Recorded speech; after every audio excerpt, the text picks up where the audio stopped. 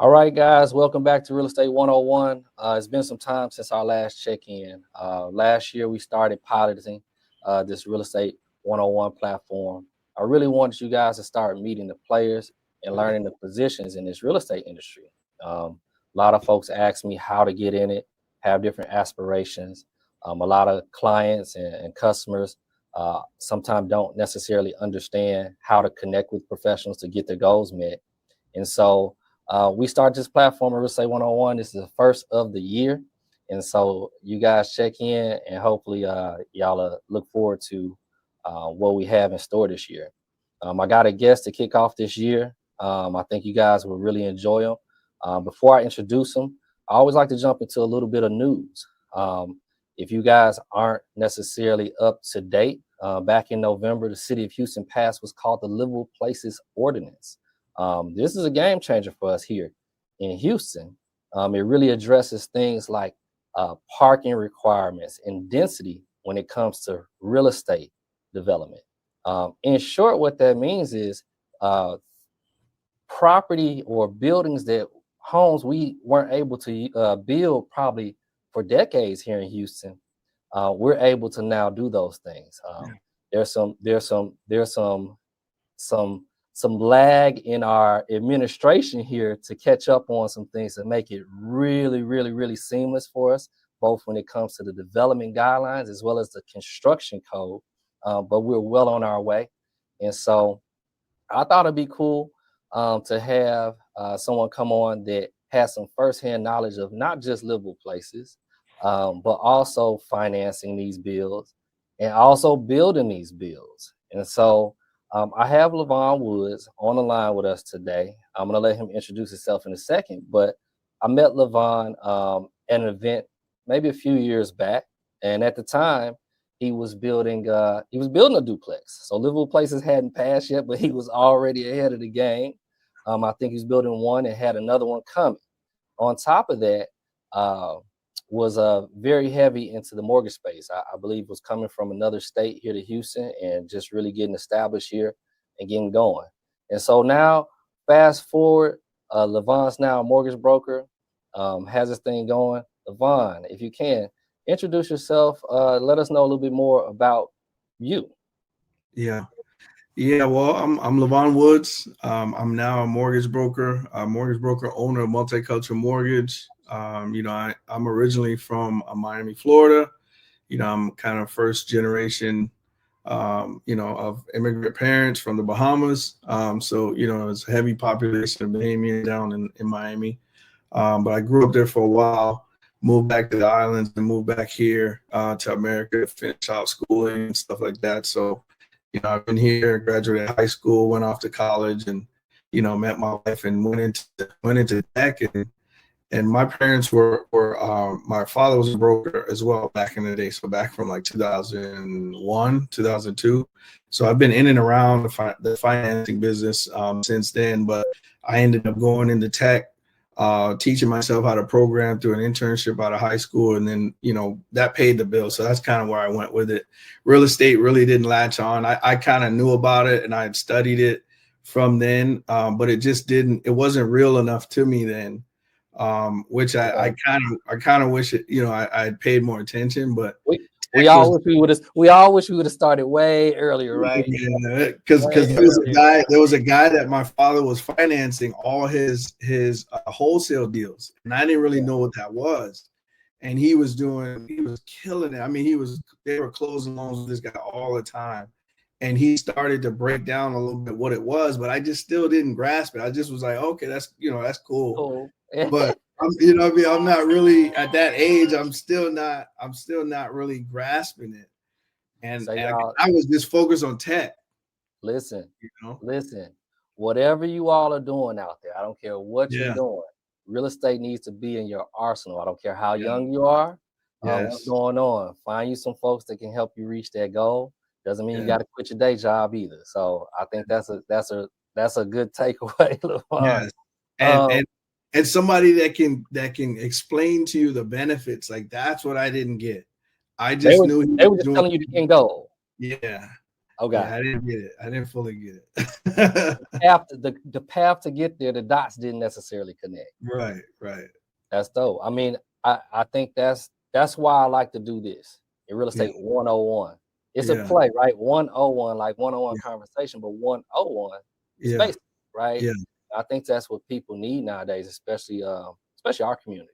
You know, yeah, it's new, like you said, new for you. It's new for a lot of folks, so to speak. yeah. Not new for you anymore. So, Yeah, yeah, it was at so, one point. Absolutely, yes, so yes. I didn't know that you were from around. You've been around. I didn't know that, but Yeah, years, man. But I just didn't really grasp. I didn't really get a hold of what it is I needed to do until way later, and because I made a severe mistake early. okay. So that was, when I got in around it, I went to college, like I said, and I tried to jump and do a deal before I fully understood what was going on. Oh, So you I jumped in. You jumped all the way in. Okay, fix and y'all flip, said let's do fix this. and flip. Fixing, Okay. seeing it, all the cool aspect of fixing flips, but didn't have a clue what I was doing.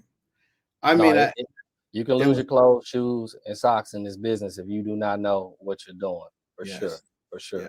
I should have got Uh, a mentor. I should have got somebody that was doing it. And I literally had a guy tell me, who was in the lending space, actually, where I was trying to get a loan. He was like, "Don't do it right now." He gave me advice, and I was bullheaded and was like, "No, I'm going to do it." so you But he knew he saw what I didn't see. He saw the crash coming. yeah, so we'll talk a little bit offline a little bit about that. I feel like I'm ahead a lot of times, and I Mhm. think my peers here sometimes don't realize I'm ahead. They just think I'm crazy. Yeah, So, yeah. so it's I'll interesting. never make that mistake again. If you got someone trusted in this space, it's like, and they're telling you, like, he was like, "Do not do it right now," and I was Yep. like, "No, I'm gonna go do it," and it was terrible. So, Lavon, you are a mortgage broker, Yeah, right? I'm a real estate broker. You're a yeah, mortgage broker. yeah, What yeah, is that? And kind of when I say what is that, a mortgage broker, if you can break down specifically yeah. what you do, what's different from a mortgage broker and you as a mortgage broker compared to the next, mortgage broker, so to speak, or bank or Yeah. whatever the case is. Yeah, so essentially, it's kind of analogous to, or similar to, how a real estate broker is in their space, with agents under them, and they're kind of managing the whole process and the oversight and all that. So as a mortgage broker, you have to start as a loan officer, just like as a realtor, you have to start as a realtor, and then after you have some experience, then you can get licensed to actually be your own mortgage broker. But now I'm essentially the responsible party on all my loans, and all the LOs or loan originators that get licensed. They can hang their license with me and do loans. So everything that comes through my office, I'm ultimately responsible for. And as a broker, what I'm doing is I'm essentially the middleman between the end retail client and wholesale lenders, because there's a lot of lenders out there that have money available, but they don't have a retail end. So a Okay. retail end would be like how you could just walk into Chase. Like It's Chase like has distribution in the record industry almost or right, something. right, Gotcha. right. Gotcha. And so they don't have offices and sales agents and all that. Essentially, the broker is that retail end. And so we have access to wholesale rates. So we have access to those guys that have the lowest rates possible, and we can shop around and make sure you get the lowest rate, versus if you just walk into a retail space, you got to take what they give you essentially. Uh, Now let me right there, if I can, with you for a second. You talk about rates, retail first coming to a broker. Mm-hmm. Um, Help us understand a little bit when you say mortgage broker and loan officer. A lot of Mm-hmm. times we see it as the same because we just like, hey, y'all got the money, right? Give me some Yeah, money in a sense, right? yeah, yeah, But you as a mortgage broker and me walking into the bank branch, yeah. you're saying is very different. Is it just rates? What So else, what advantage do I have coming to you as a broker? yeah, it's loan products and it's rates. So if you go to Chase, they have a very strict box. If you meet Okay. these 5 things, you can get a loan, and they Okay. really only have one set of loans. So like even for example, that whole news that came out about Navy Federal, how they were denying a bunch of people, really and truly, when you dig into that story, uh, Navy Federal only has like the VA loan and conventional loan.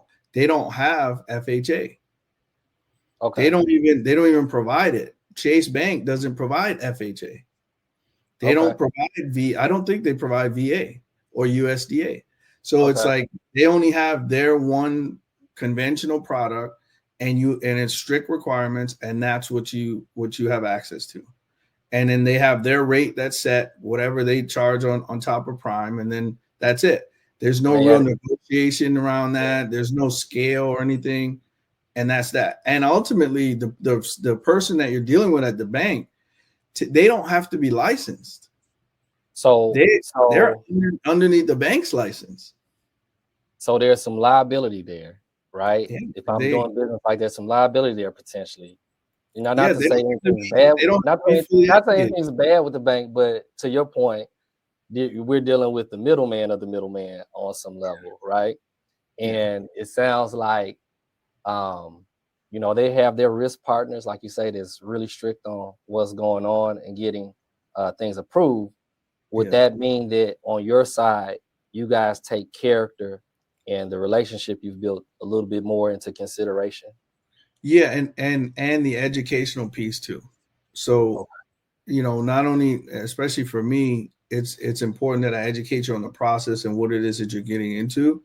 And we try to be more of an advisor to you of like the decision that you're making, but also we understand a lot more of the guidelines and a lot more of the regulatory requirements that are in place for us to administer these products. You know, so that's the difference between like a loan originator that is going to get a license from the you know, the regulatory board that's over that state, versus somebody that's even working in a retail bank. They don't have to go through that process.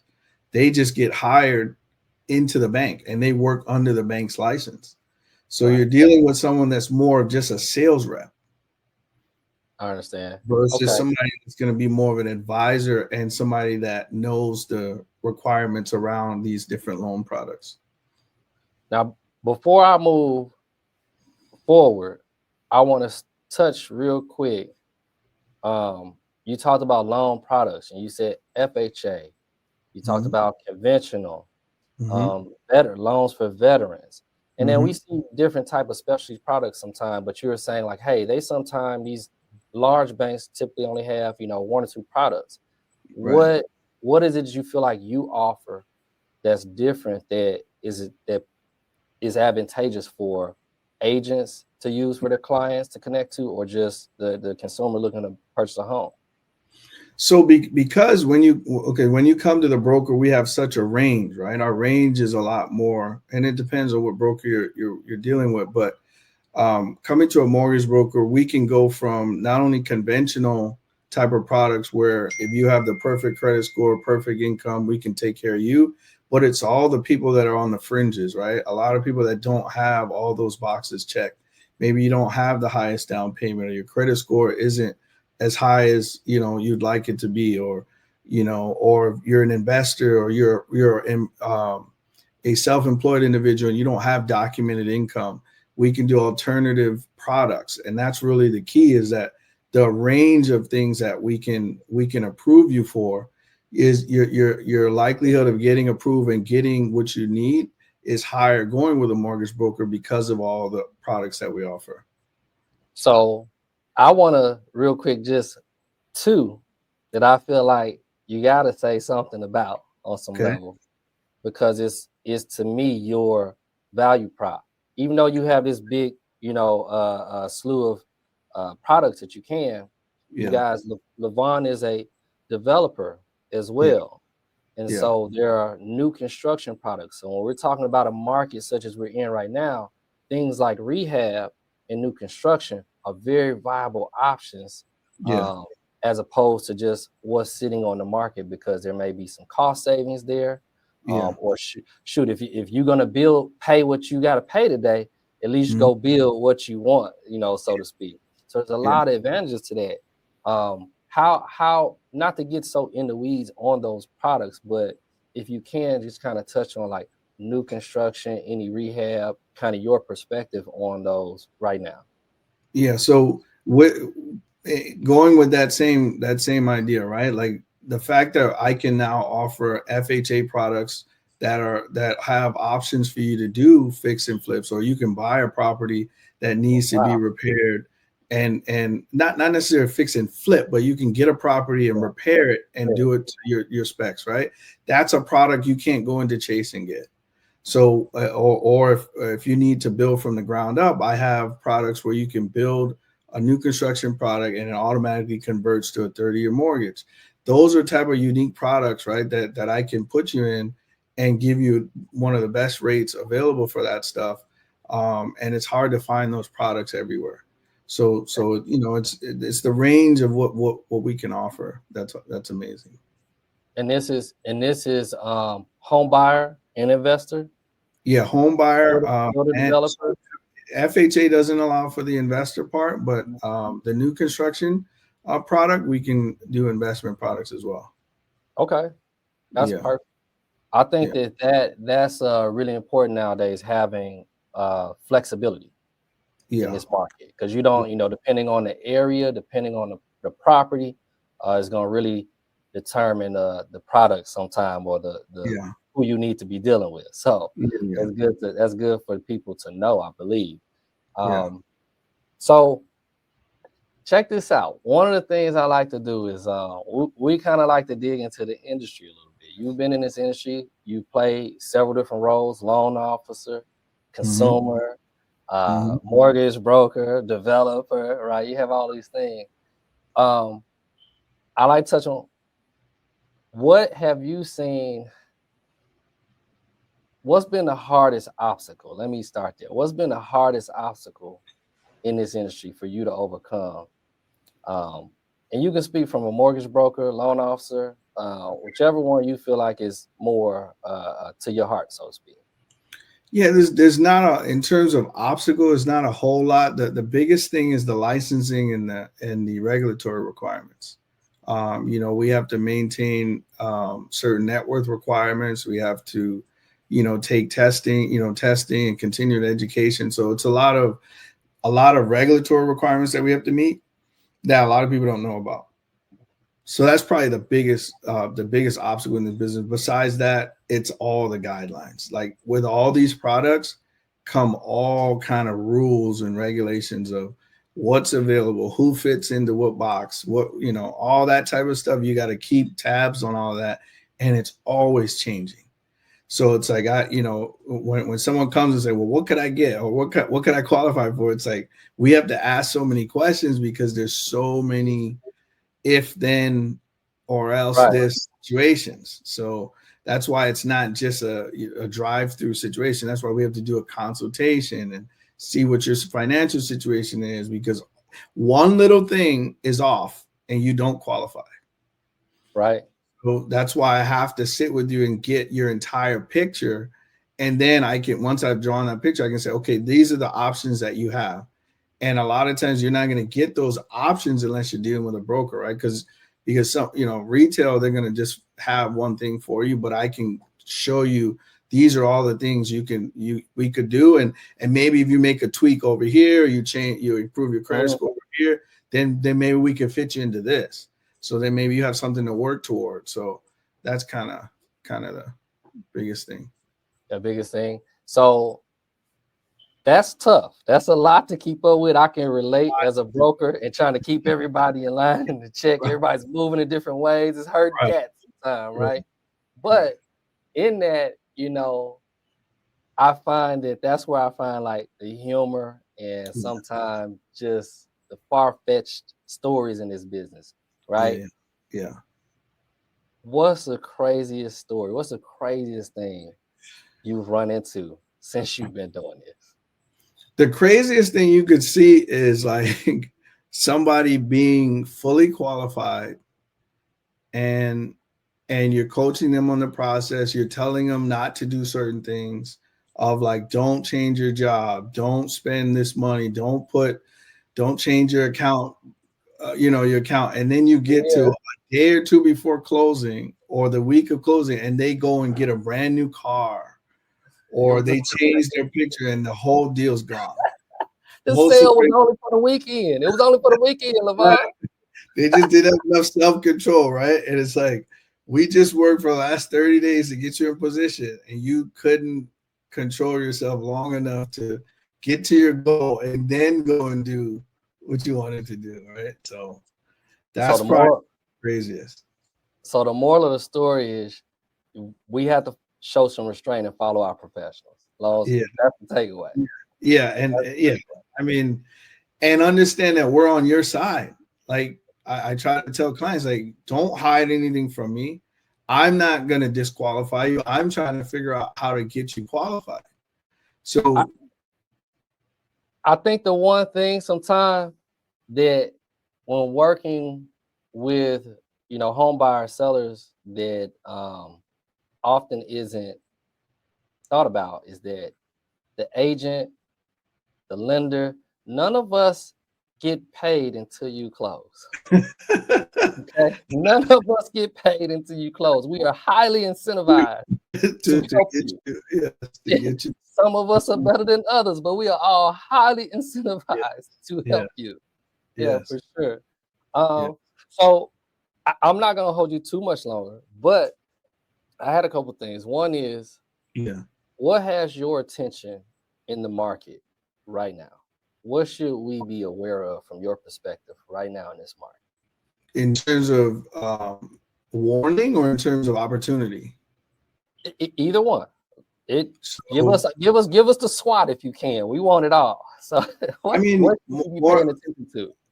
To me, I think what's critical right now is not sitting and waiting. Literally, I think we're on the verge of an opportunity where it's going to be almost like a hockey stick, where people are going to be, I see this clip floating around where this guy's like, people that don't buy now are going to regret it, just like prior to the pandemic, where they're like, man, I should have bought then when prices before prices shot up. I think we're kind of in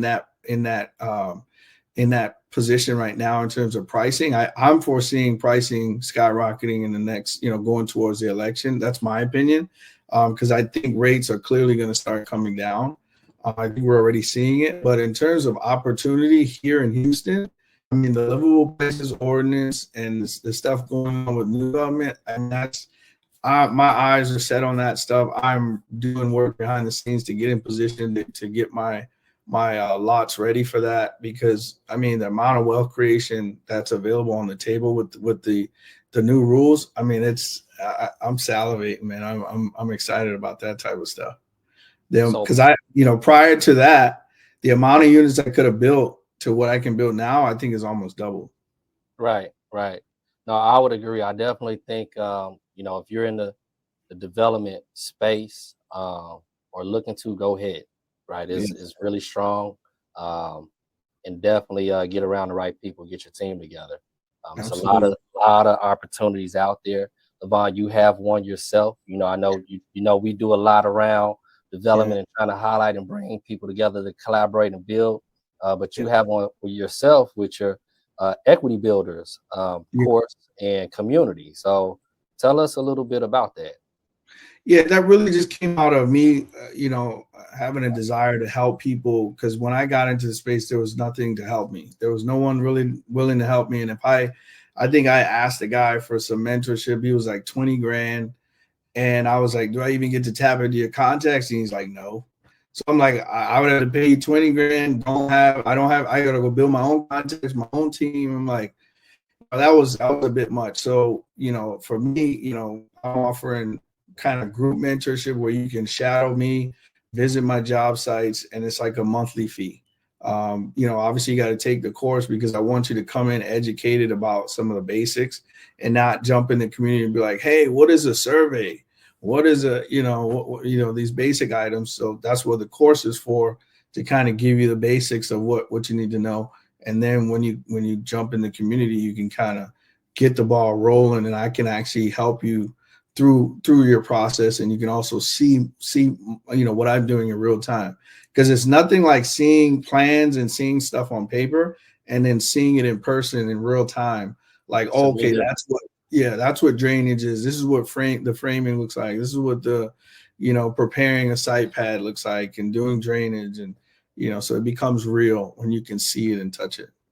And I like that, and I appreciate that. I think one of the things that I'm real big on is, anybody learning, I get it. Information costs and access costs. There's no reason you should be paying 10, 20, and $30,000 for mentorship, so to speak. That money should be going into your build. I'd rather you put that money in a build with me and we learn together and pay Yeah, me, pay yeah, like you say, have a monthly fee, have some other type of arrangement. And I think that's really cool about your platform, and yeah, that yeah. it actually is a community. It's not, um, you know, it's not come to the site and then kind of drop off, so to Right, speak. There's some right, support there. I think right. that's major. So I know we're supposed to talk more about collaborating on equity builders. So you guys look out for that if y'all are part of the uh, DC3M family, so to speak. Hopefully Lavon and myself can work some things out and bring you guys some more Yeah, access to this stuff. yeah. So Lavon, so I am going to wrap up here, but as I kind of show people how they can connect with you and you can share your information as well, are there any other advice or tips or anything like that that you feel like we should know, that you're holding on to, that you've been screaming at the top of your ears and nobody been listening? Let us know. It's pretty much just, making sure that your team is solid. You're working with people that have your best interests at heart, that are knowledgeable, that are going to be an advisor to you, and help you kind of guide you into the direction you need to know. Just get the information. That's my thing, is get the information before you jump, because it could be costly when you don't know what you don't know, right? So, and what I've realized is, like-minded people and people of the same kind of cloth kind of run together. So when you found somebody that is a solid advisor, someone that you can trust, someone in their network is usually a good resource if for other things that you may need. So that's a good starting point to tap into other that person's network to find additional resources. So that's my biggest thing, is try to get the information, and be careful with all these fraudulent, memes It's a lot and of misinformation out there. Yeah. dig a little bit deeper before, like, start this LLC and you're gonna do all this stuff. It's like, okay, get more information on how exactly that works before you get caught up with the IRS or some other situation, because they didn't tell you the caveats involved in these little endeavors that we're doing. So No, I agree. I think I know we only are on here for 20, 30 minutes or so, but guys, if you are looking for a team, a professional to work with, Lavon's contact information is there, multiculturalmortgage.com, LWCEO, on on Instagram. Instagram. You guys, if you have questions about loans, hit them up. If you're a loan officer, aspiring loan officer, hit them up. All Yeah, right. yeah, Listen, aside from that, Lavon's going to be with us later this month for a home buyer boot camp, not a workshop, a boot yeah, camp. We're going to do something a little bit different. It's not just going through the process. We want to showcase and share the pathways to home ownership with you, not just this one way. So those products Lavon was talking about, if you come out later this month, we're going to connect right to them where he can dig into some of the requirements and things like that. And we even have some folks around that day to help you get started that day, which is a little different than a home buyer workshop. We want you guys to get going. It's January. By the end of the year, to be in the home, whether it's new construction, rehab, doesn't matter. You can do it this year. And so yeah. I'm glad Lavon made some time for us. You guys know where to find me, www.notjustanagent.com, or you can find me at Jason T. Hyman, Instagram, Facebook, LinkedIn, Twitter, anywhere you are, I am. I like to be where foolishness is. So until next time, I will see y'all next. Bye. All right.